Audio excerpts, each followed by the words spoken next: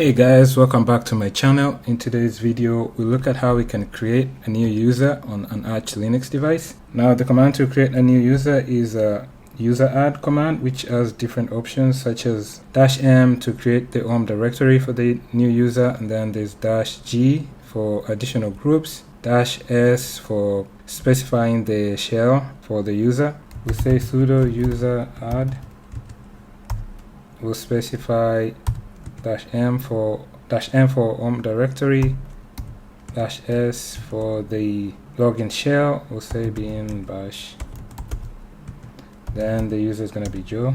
Then you can create the password. So we can create the password for the user Joe. We can say sudo pass wd Joe here, and then put in our password for the user and make sure they match. Now that we've finished the creation of the new user, we can do ID Joe, and those are the groups, and the user ID and group ID. We can also check using grep Joe and then etc pass wd, and that's the information for the user Joe. There is also the home directory there. You can do ls home.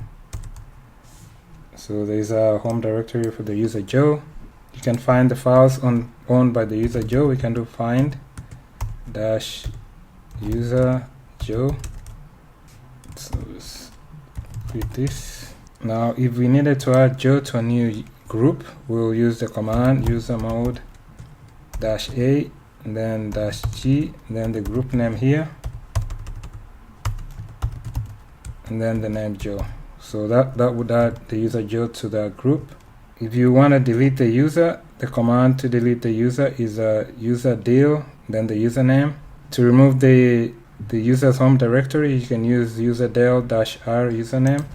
So it will be sudo user del -r and then Joe. Now if we repeat some of the commands we did earlier, we shouldn't find the user Joe. So there's no home directory for the user Joe. Let's look at. So Joe is not showing in this file anymore. And if I say ID Joe, it's saying that Joe is unknown.